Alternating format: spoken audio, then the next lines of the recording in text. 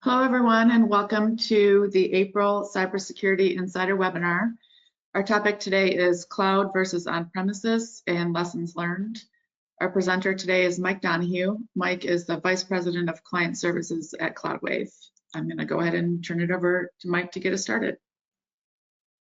Thank you very much, Laura, and good afternoon, everyone. Appreciate you taking the time out of your day to join us. As Laura mentioned, my name is Mike Donahue. I'm the Vice President of Client Services at CloudWave. I have operational responsibility for our delivery organization as well as sales engineering. And a little bit about my background, I've been with CloudWave for 11 years. And prior to coming over to CloudWave, I actually spent time at 4 different health systems directly. 3 as system administrator type roles, and I did a year-long stint at a IDN in the Midwest of a 12 hospital network that I was there as the IT director for 1 year.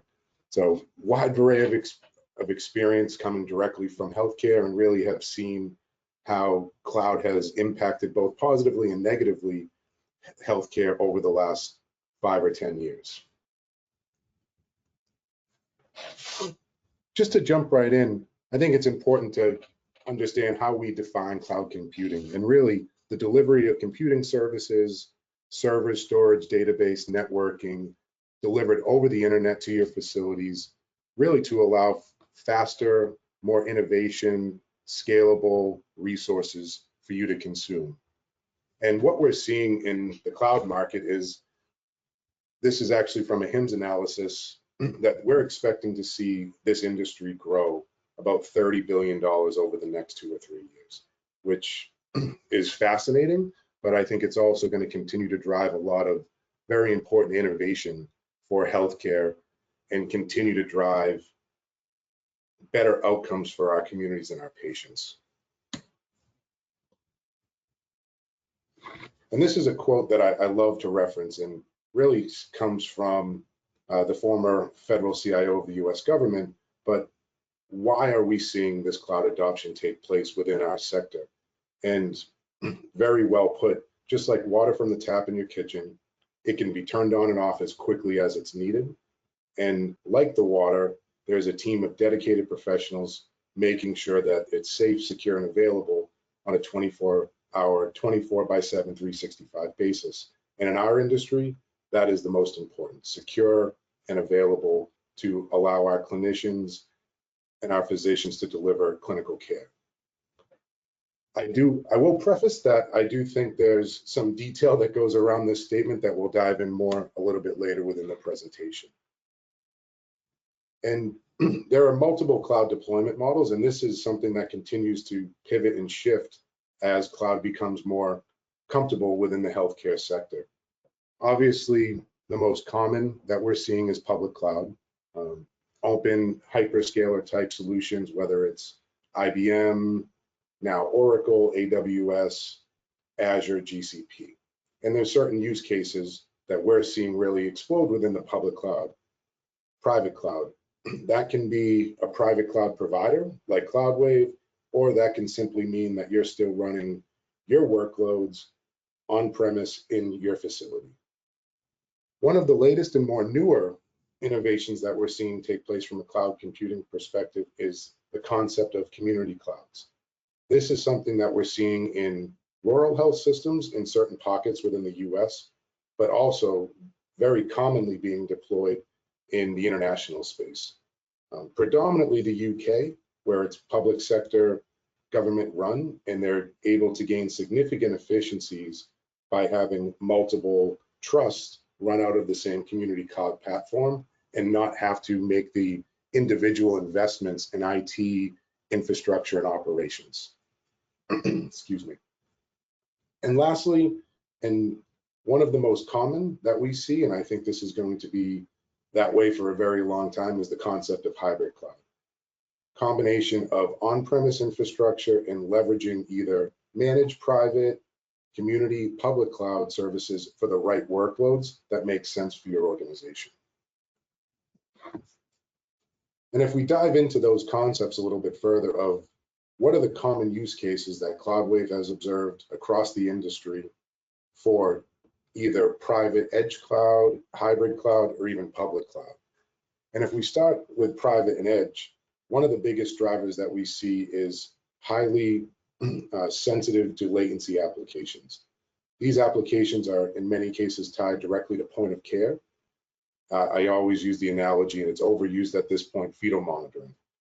We do not want to necessarily leverage or move applications that are tied to patient safety and patient life into the cloud, where an internet outage, for example, could mean that you're no longer able to treat that patient. That ties very closely into number two, which is WAN latency and resiliency. We have a number of customers, for example, that are just 100 miles away from major metropolitan areas. There's a single internet provider that goes the last mile. There's no redundancy, and there's oil fracking taking place for 40 miles as you enter the community. It is very difficult for that organization or those types of organizations to consume cloud services like someone can if they were in rural Boston, for example. Data sovereignty, this comes into play more so in the international space. And a recent example that I've come into is we're working with an organization, the government of South Africa. They're working with an ISV that has a SaaS-based offering that leverages the GCP hyperscaler, but GCP isn't available in South Africa. So they're unable to deliver their SaaS offering. So we're working on alternatives to deliver that with the hyperscaler that is available, being AWS. The government has made the decision that it makes sense for them to consume cloud services from an economic perspective and a scalability perspective, but they can't allow their data to leave the country. So data sovereignty becomes very important for more of the international markets where hyperscalers and cloud providers haven't made the investment across the globe. And lastly, capital funding. Traditionally, the way that public cloud or even majority of cloud services are consumed as an end user is in an operational financial structure. And in some cases, if you're being funded by your foundation through one-time donations from the community, you're reliant on capital funding. You need depreciable assets in your data center that you need to see the life over 5 years of. And consuming cloud in that model becomes very difficult. Hybrid, and again, as I mentioned previously, probably the most common that we see deployed in healthcare organizations today. The best use cases are disaster recovery, image archiving, storage of backups, in some cases, individual application hosting, or in others, either full EHR hosting, and security. This is really where we've seen the biggest growth as our organization continues to mature from our journey of building our first private managed cloud in 2011 for healthcare organizations to 2023. Hybrid continues to be the starting point on most cloud transformation journeys. And when you think about from the perspective of you're rolling out a new EHR system, you're rolling out a new payroll system, whatever it may be, to spend capital to run it in your data center, but then also have to develop and spend money on assets that are designated as standby, just in case something goes wrong.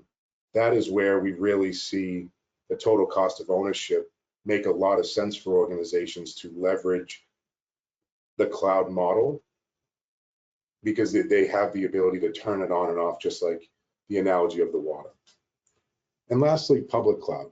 This is where, in the last recent years, we've seen a continued growth in this space. And really, it's the cost efficiencies that companies like CloudWave or self-managed IT organizations are unable to hit that price point at scale.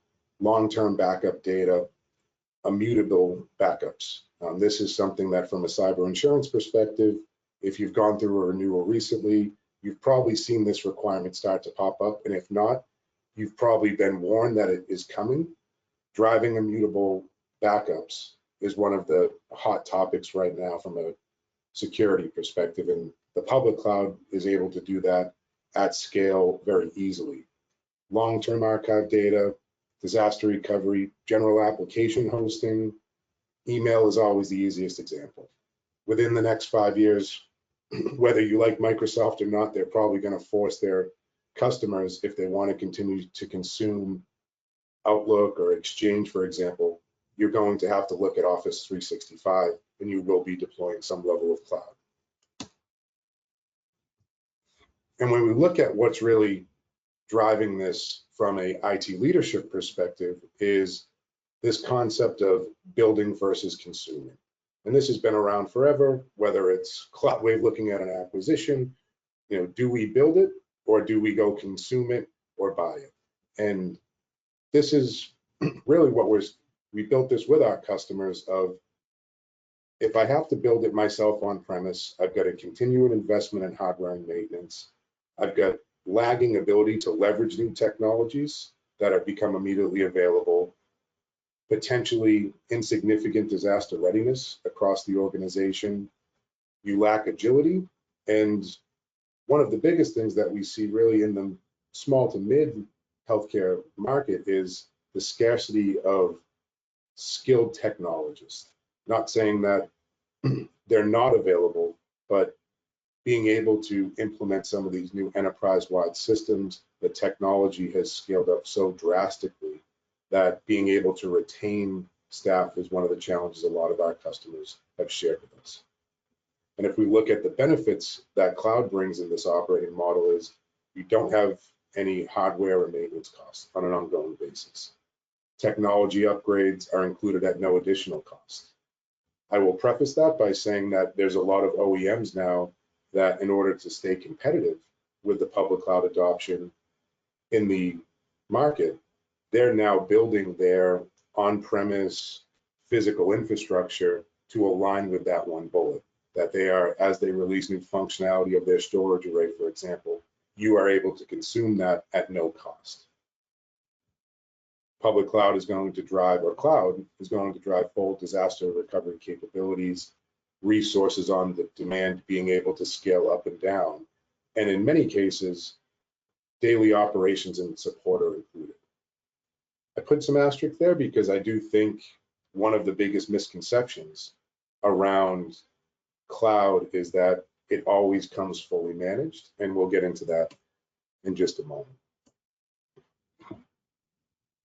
But I wanted to share this with the team, which is what we saw take place in really Q1 2020, where obviously I was really hoping to never have to put a COVID-19 impact slide ever again in a presentation. But looking at this, I think the rapid acceleration of cloud growth in the last 3 years was actually driven from the COVID-19 pandemic. We saw cloud spending rise 35% during the first quarter of 2020, and it hasn't dipped. And I think a lot of the drivers for that were the challenge put on healthcare organizations to rapidly deploy telemedicine solutions, to be able to do everything possible to serve their communities in this absolute disaster at a time. And cloud became the entry point for a lot of for a lot of organizations to really start adopting cloud.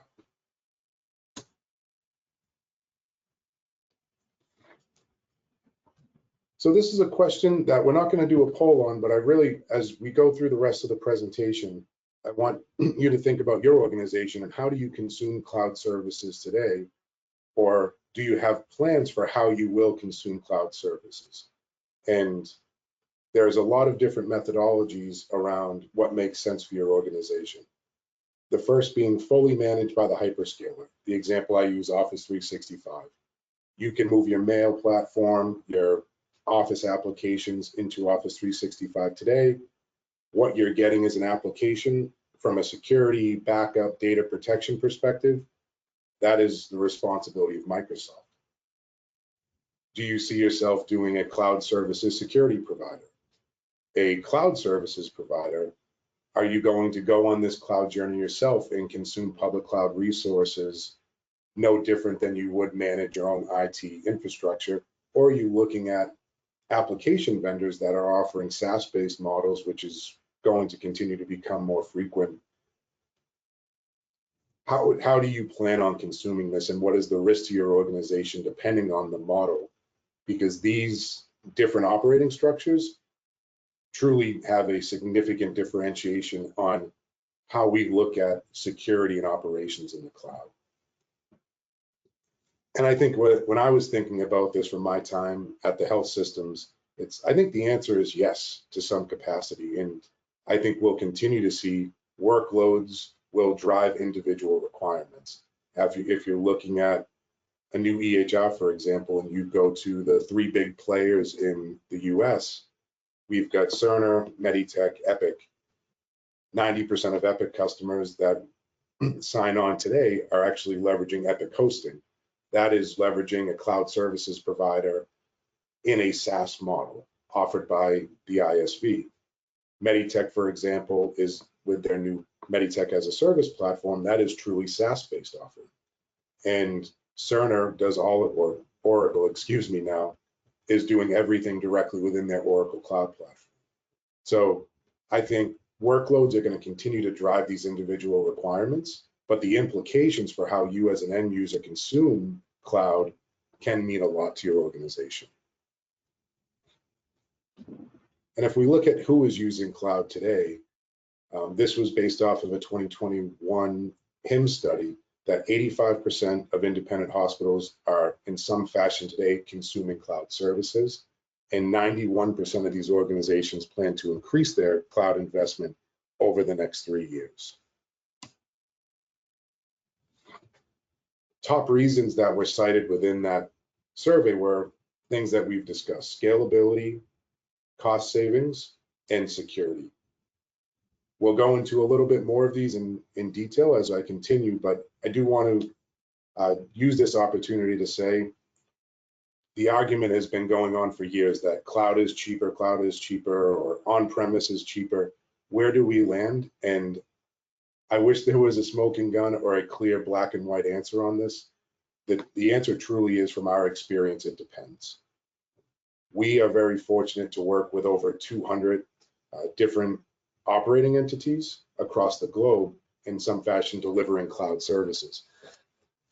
Outside of that, we still work with about another 300 or 400 operating entities that are not consuming cloud services. We certainly have the conversation with them around, does it make sense for their organization to start looking at their cloud strategy long term? But in many cases, it really does depend on where you are in your current life cycle and what is that compelling event or driver organizationally for you to look at a transition to a cloud platform.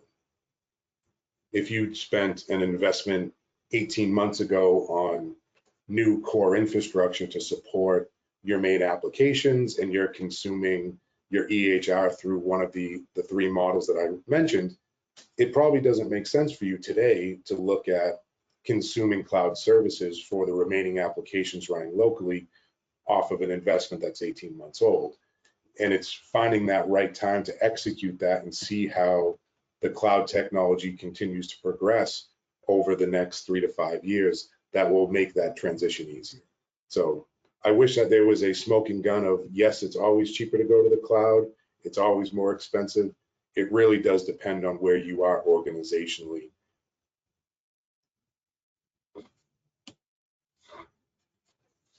And this is something I wanted to share with the team that unfortunately, and I think this shouldn't be a surprise to anyone that's joined, that health systems remain under attack. So what we're looking at here is a graph of number of healthcare records breached from 2011 to the end of 2022. We saw in the last little bit over a decade, that increase is 254% of records breached. Certainly 2015 stands out significantly. That was the year that Anthem Blue Cross was breached. But what was interesting is in 2021, the breakdown of who was getting breached and how it was taking place is slightly different than 2022. Healthcare providers represented roughly 70% of all incidents that took place in 2022, where previously in 2021, that number was about 40%, and the remaining was coming through business associates. And what you'll see on the right is something I found fascinating, that these bad actors, this was based off of a McAfee analysis, that healthcare is the second most targeted industry that we have, number one being financial services. And the majority of these threats are not coming from someone in California sitting in the basement. We're continuing to see threats come from Ukraine, China, Iran, and Russia. One of the latest, to briefly segue, one of the latest ransomware events that we worked with an organization with was tied directly back to Russia as the entry point for bringing down the health system. So though the statistics will show that we have foreign IP addresses trying to get into health systems, we're actually now seeing that play out in the field where this malware is propagating, is being sourced to Russia and Ukraine.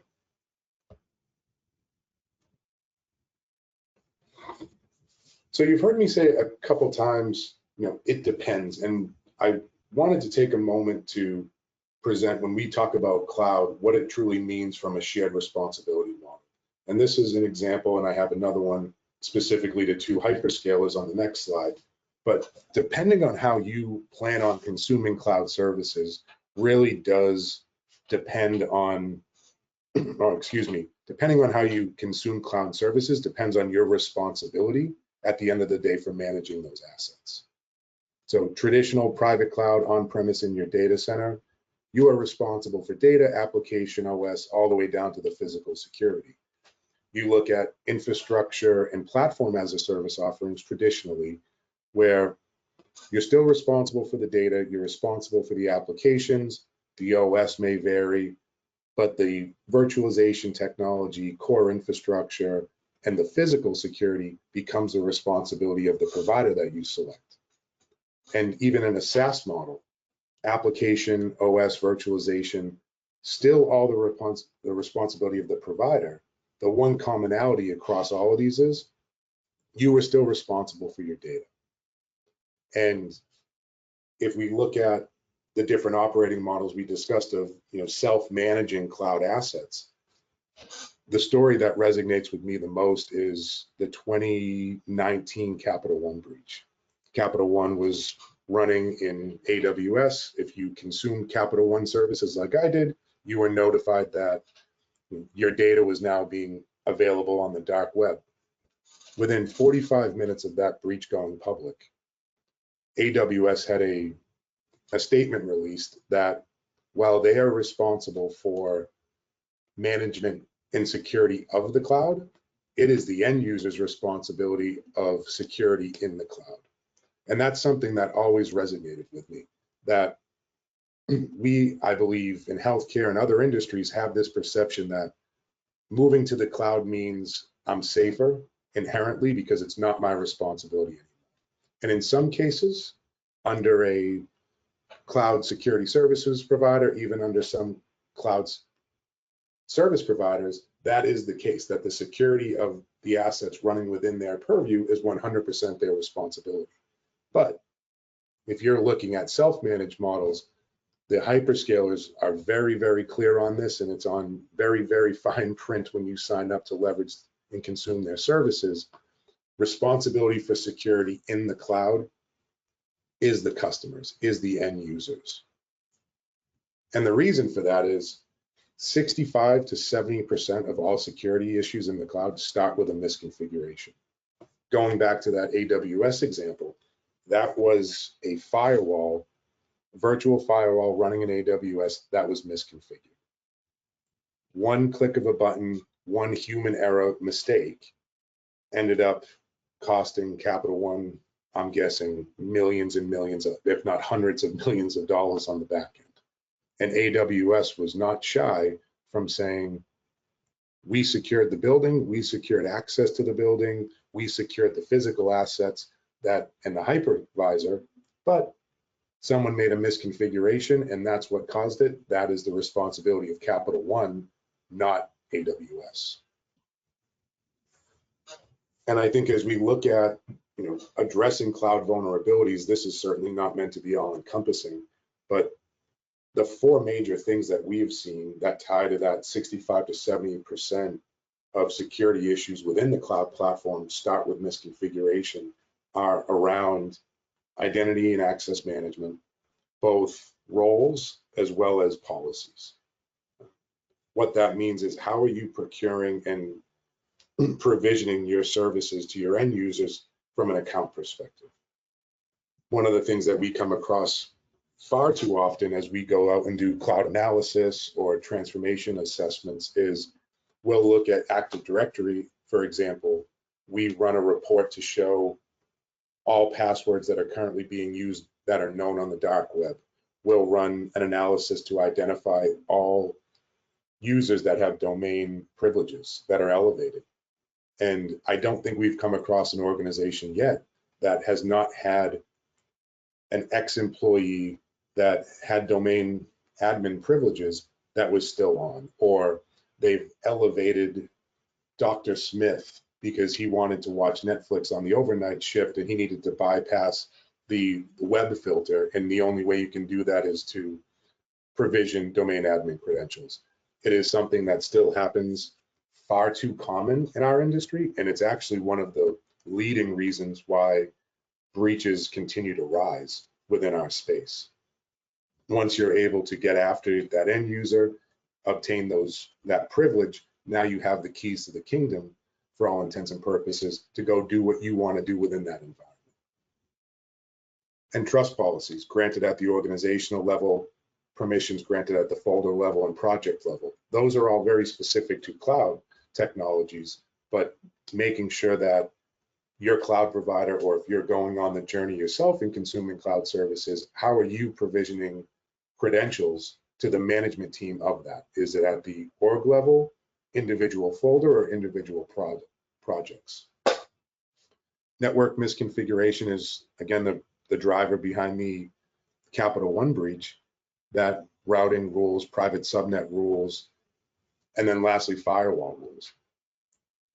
Far too often, we have actually seen things in troubleshooting, for example, that we're trying to make an interface engine work, or an organization was trying to make sure that data was flowing properly between two disparate systems. As a part of that troubleshooting, there was an any rule opened. Anyone can talk to anything. It works. Now everyone's happy to go on to the next fire. That now is a significant vulnerability running either in your environment or in the cloud, and is one of the core drivers.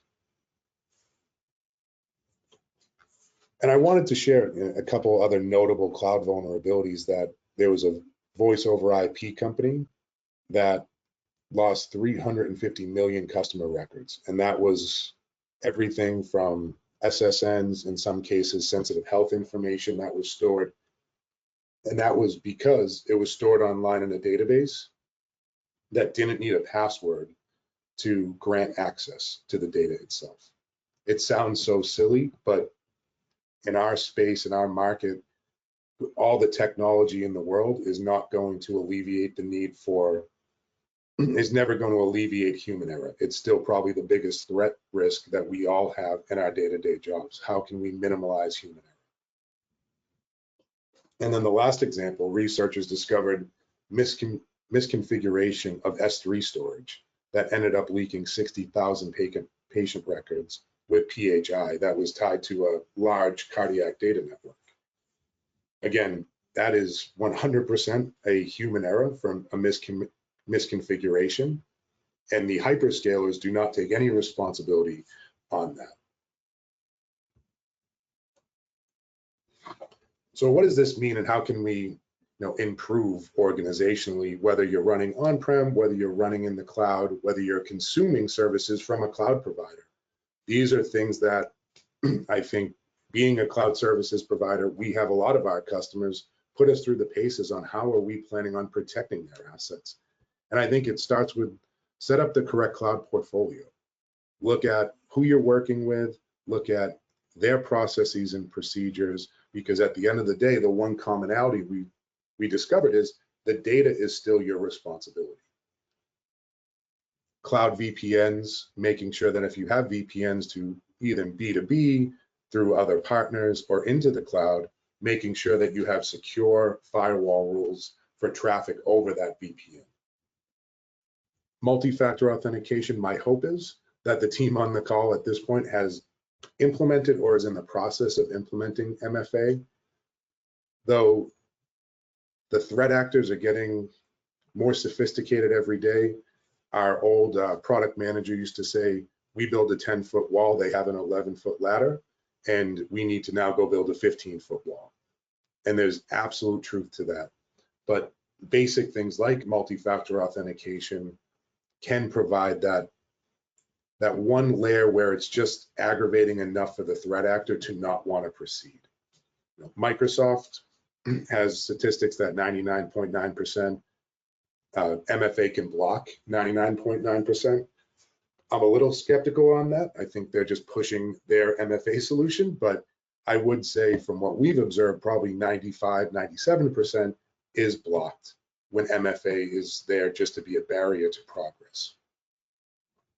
Secure interfaces and APIs, secure data at the endpoints, making sure that your endpoints in the organization, in many cases, are the first asset that is going to be impacted through whether it's phishing, that they're able to obtain passwords, and that's where identity access and management plays a very important role to ensure that your end users do not have elevated privileges, but you're also not storing anything at that endpoint that would give them instant access to PHI. Keeping multiple backups, regardless of great security hygiene, everything else, backups are the last line of defense. Being able to know if something happens, I know my data is clean, and including immutability. And this is something I mentioned earlier to the group, that is a new requirement that I think is going to continue to be pushed from the cyber insurance providers. And then lastly, prepare a disaster recovery plan. And we'll get into this a little bit more on the next slide, but what does a disaster mean to you? A disaster and cyber recovery concepts, I would say candidly, has changed significantly over the last 5 years. We used to identify words like RPO and RTO. Recovery point objective, recovery time objective. How old is my data that I need to restore from, and how fast can I restore that data before I'm operational again? We're seeing that in a cyber event, those metrics are almost thrown away. And one of the key metrics that I really like to talk to organizations about is something I call decision time objective, DTO. And that is how long before the organization is willing to make a decision to invoke their disaster plans. There are certain things that come with cyber recovery, contacting the authorities, engaging with your cyber insurance. They're going to engage with their forensics team. They have to understand where the threat came from. Is it still spreading? They have to put a Band-Aid on it. And while that's taking place, is the organization prepared to execute their disaster recovery concepts from a technology perspective? One of the things that we have seen be a very large challenge is in IT, and coming from a technologist background, it's something I can relate to. I always wanted 1 more hour. I always wanted 5 more minutes, 5 more minutes. Let me fix this. A lot of us get into IT because we love to troubleshoot. We love to fix problems. And when you're dealing with a cyber event or an organizational disaster, that is a horrible time to say 5 more minutes, 5 more minutes, because every minute that you're delayed not executing your plan becomes more detrimental to your community. And if we look at what really matters when a cyber event hits, this is certainly just from my perspective, patient safety, being able to deliver clinical care. How can I ensure operationally that I can still deliver care to the patients that are in my facility today? What processes and procedures do I need to have to ensure when a shift change comes in, I'm not at risk with making sure that med-surg doesn't know what time I did med distribution to this patient. Being able to continue to provide clinical care also to the community. Restorable data, speed of recovery, and lastly, organizational expectations and communication. One of the things that we've seen really be detrimental in the space and still kind of playing out in the legal system is communication plans and organizational expectations. There is nothing worse than when you're dealing with something like this, whether it's as a director of IT, CIO, CMIO, to have your CEO have different expectations on what it is that should have been happening. And we call that boardroom to basement alignment. How can you ensure that from the top level executives to the transportation unit within your facility, everyone knows what to do if and when this happens to your organization? And the question I always leave the team with is, do you feel prepared today? And if not, tips and recommendations. You cannot be over prepared for this. Ensuring that you have all of your systems being protected, you're validating that, you're testing your restores, you're going through tabletop exercises. This is something that we've seen be very beneficial to organizations as they look at cloud strategy, on-prem strategy, and overarching security strategies is, how do I get boardroom to basement alignment? How can I ensure that my chief nursing officer, my chief medical officer, and my CIO and my CEO know exactly what I need to do if and when that button calls? Executing your DR test, train the team. I always say, don't buy software, buy expertise. There's a statistic that's been floating around the cyberspace for a number of years now that roughly, I think 45 or 50% of security software gets purchased but never fully implemented.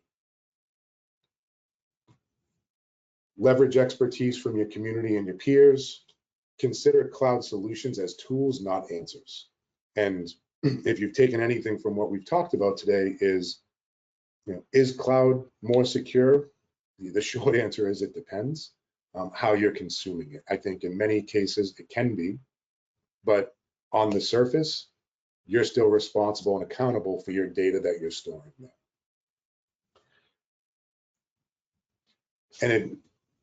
And I think to simplify it, it really is a handshake agreement and a partnership, whether it's through a cloud security services provider, a CSP, or you and the hyperscaler directly.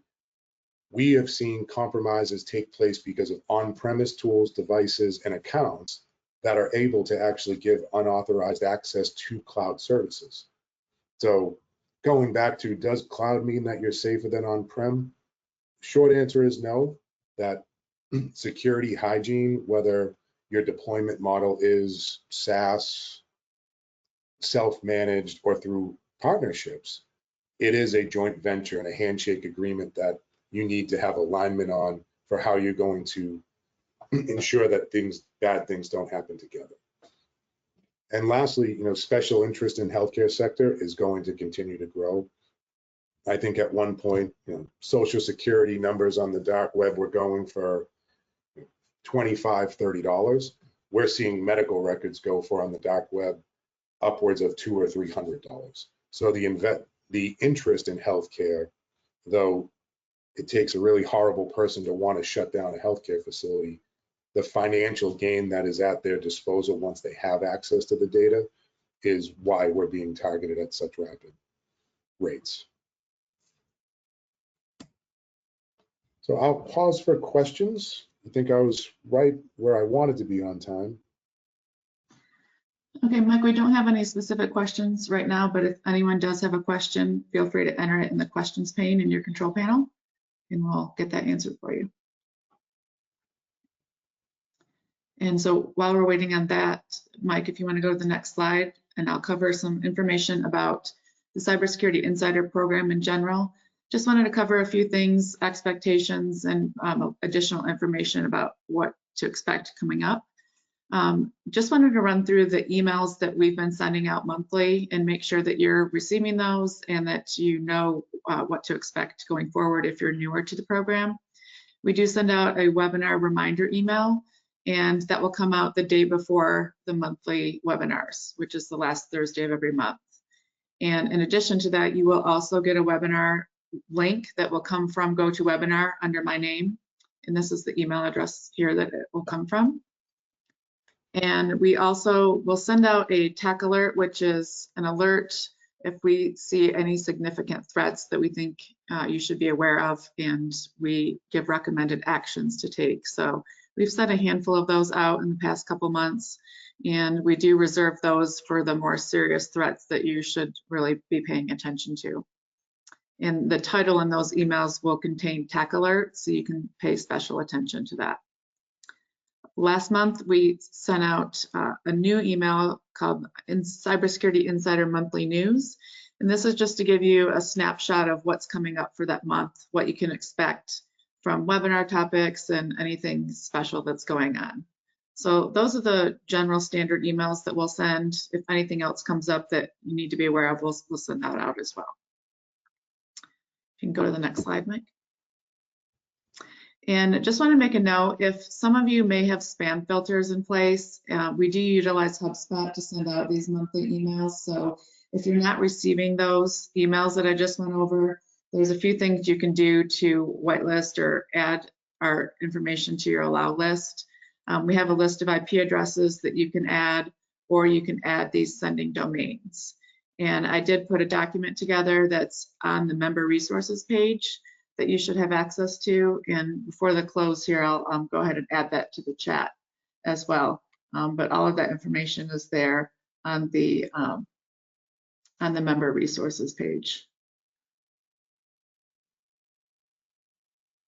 And I just wanted to go over some of the upcoming events in May that you can look for. So May 11th, we're having a special session that is a virtual tabletop simulation. So this is a great session for you to invite any members of your team that are responsible for security or IT or on your incident response team. So what we'll do in this session is you'll get some education on incident response, best practices, things to think about, and determine if you need to make changes in your process. And then we'll go through some real life incidents that you can take the time to look at your incident response plan and determine if you have any gaps. So that's going to be a 4-hour session, but we do encourage you to attend that in person. We will record it, but it's best utilized in person. The May 25th webinar is going to be all around securing your AI systems in healthcare. One of the tech alerts we sent out recently was around AI and ChatGPT specifically. We got a lot of feedback and questions and concerns around AI. So we've rearranged the webinar schedule a little bit to include this in the May timeframe. And Mike was talking about, we build the wall 10 feet, the cyber attackers build their ladder 11 feet tall. Someone commented in the questions, can we electrify that wall? And this is really your way to electrify that wall. The equivalent is to put additional security measures in place, try and stay ahead of the cyber attackers. And so this AI session will be very informative and give you some best practices for AI specifically. And in the resources page that I just posted in the chat, in case you don't have these webinars on your monthly calendar, there is a link there to add this save the date to your calendar so that you don't miss any of the webinars.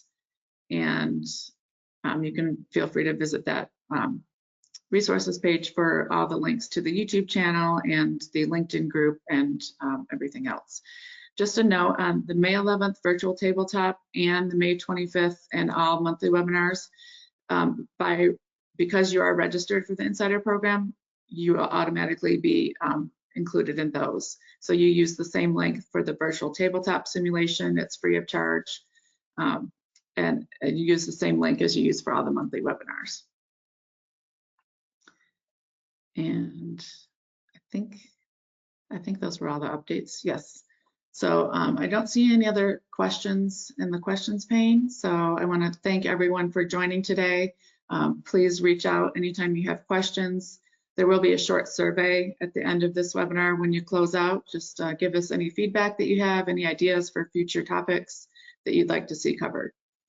And thank you for your time today. Thanks, Mike, for your presentation.